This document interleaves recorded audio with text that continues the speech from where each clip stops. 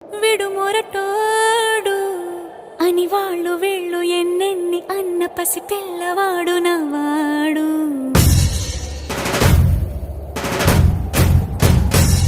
విడుముండోడు అని ఊరు వాడ అనుకున్న గాని మహారాజు నాకు నవ్వాడు.